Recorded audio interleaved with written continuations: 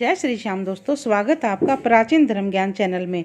तो माघ मास में कृष्ण पक्ष में पड़ने वाली षटतिला एकादशी का हिंदू धर्म में विशेष महत्व होता है। इस दिन भगवान विष्णु की पूजा उपासना की जाती है और षटतिला एकादशी को माघ मास की सबसे उत्तम एकादशी माना जाता है। दोस्तों, जो भी व्यक्ति षटतिला एकादशी का व्रत रखता है उसको जन्मों जन्मों की निरोगता प्राप्त होती है। लेकिन व्रत करते समय, पूजन करते समय व्रत का कथा अवश्य सुननी और सुनानी चाहिए। इसके बिना व्रत और पूजन अधूरा ही माना जाता है। चलिए दोस्तों, अब आपको षटतिला एकादशी के व्रत की कथा सुनाते हैं। तो पौराणिक कथाओं के अनुसार एक नगर में एक वृद्ध ब्राह्मणी रहती थी और उस ब्राह्मणी ने 1 मास तक व्रत उपवास रखा था। तो 1 माह तक उसने व्रत उपवास करके, पूजा पाठ करके अपने शरीर को पवित्र कर लिया। तो शरीर को तो पवित्र कर लिया और उस दौरान उसका शरीर कमजोर भी बहुत हो गया। लेकिन पूजा पाठ के दौरान, उपवास के दौरान उसने कभी भी देवताओं के निमित्त अन्न आदि का दान नहीं किया। तो अन्न के बगैर तो जीवन की या जीव की तृप्ति होना तो कठिन है। तो एक बार की बात है, श्री हरि विष्णु अपनी भक्त ब्राह्मणी की परीक्षा लेने हेतु भिक्षुक का भेष बनाकर उसकी कुटिया में पहुंचे। भिक्षा मांगने के लिए ब्राह्मणी ने श्री हरि विष्णु के भेष में साधु को भिक्षा में 1 मुट्ठी मिट्टी का पिंड दे दिया और कुछ समय व्यतीत होने पर वह ब्राह्मणी शरीर त्याग कर स्वर्ग को प्राप्त हो गई। तो दोस्तों, अपने जीवन काल में बहुत पूजा पाठ, व्रत आदि और मिट्टी के पिंड के प्रभाव से उस ब्राह्मणी को स्वर्ग में एक आम के पेड़ के साथ एक घर मिला। लेकिन उसने उस घर में बाकी सभी वस्तुओं से खाली पाया। उस घर में और कुछ भी नहीं था, अन्न का एक दाना भी नहीं था।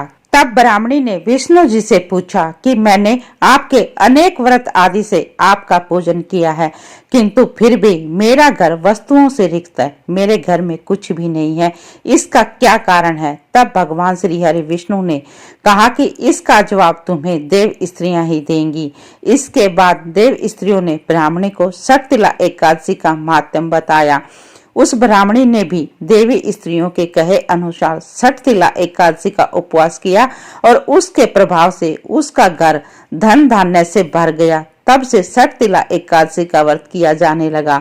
तो दोस्तों, शास्त्रों में वर्णित है कि बिना दान किए कोई भी धार्मिक कार्य संपन्न नहीं होता। मनुष्य जो और जैसा जैसा दान करता है, शरीर त्यागने के बाद उसे वैसा ही फल प्राप्त होता है। तो दोस्तों, ये थी षटतिला एकादशी के व्रत की कथा।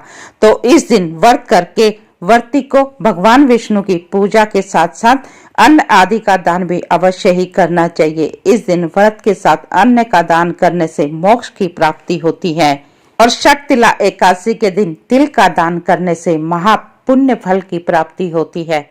ज्योतिष शास्त्र में षटतिला एकादशी को बहुत महत्वपूर्ण माना गया है। इस दिन व्रत करने वाले व्रती को तिल से स्नान करना चाहिए। पानी में थोड़े से तिल डालकर उस जल से स्नान करने से अखंड पुण्य की प्राप्ति होती है और नहाते समय इस दिन तिल के उपटन का प्रयोग करना चाहिए और इस दिन तिल से ही पितरों का तर्पण करना चाहिए।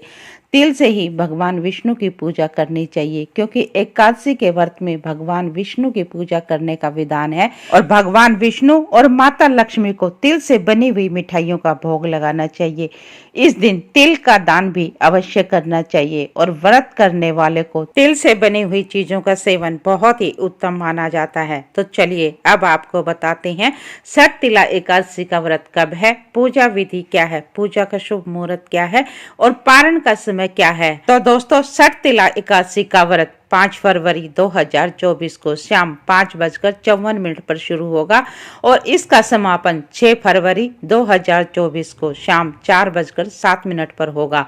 तो उदया तिथि को मानते हुए षटतिला एकादशी का व्रत 6 फरवरी को ही रखा जाएगा और 6 फरवरी को पूजा का शुभ मुहूर्त सुबह 9:51 से लेकर दोपहर 1:57 तक रहेगा। तो इस दौरान पूजा अवश्य कर लें, क्योंकि शुभ मुहूर्त के दौरान की गई पूजा से कई गुना उत्तम फलों की प्राप्ति होती है। और इसके साथ ही षटतिला एकादशी के व्रत का पारण का समय 7 फरवरी 2024 को सुबह 7:06 से लेकर 9:18 तक रहेगा। यदि आप इस समय के दौरान व्रत का पारण नहीं कर सकते तो 12 बजे से पहले पहले व्रत का पारण कर लें। और चलिए अब आपको व्रत करने की विधि बताते हैं। तो षटतिला एकादशी के दिन सुबह जल्दी उठकर स्नान आदि से निर्वृत्त होकर भगवान विष्णु की पूरे विधि विधान से पूजा अर्चना करें, धूप दीप नैवेद्य अर्पित करें, तिल से बनी हुई वस्तुओं का भोग लगाएं और भगवान विष्णु के सामने षटतिला एकादशी के व्रत का संकल्प लें और हवन करते समय तिल से आहुति दें और भगवान विष्णु के बीज मंत्र ओम नमो भगवते वासुदेवाय का 108 बार जप करें। इस उपाय के करने से भगवान विष्णु और माता लक्ष्मी की कृपा से घर में धन संबंधी दिक्कतें दूर होती हैं और सुख समृद्धि में वृद्धि होती है। और षटतिला एकादशी के दिन पितरों के निमित्त तिल से तर्पण करना चाहिए और गरीबों को तिल का दान करना चाहिए। ऐसा करने से पितृ प्रसन्न होते हैं और आपके परिवार के ऊपर अपनी कृपा दृष्टि हमेशा बनाए रखते हैं। तो दोस्तों, इन उपायों को करने से आपके जीवन में खुशहाली आएगी, आपके जीवन में जो भी परेशानियां हैं वो सब दूर हो जाएंगी। तो दोस्तों, ये थी षटतिला एकादशी के व्रत की संपूर्ण जानकारी। व्रत कब है, शुभ मुहूर्त क्या है, पूजा विधि क्या है। यदि आपको ये जानकारी अच्छी लगी हो तो वीडियो को लाइक और चैनल को सब्सक्राइब अवश्य कर दें। मिलते हैं अगले वीडियो में एक नई जानकारी के साथ।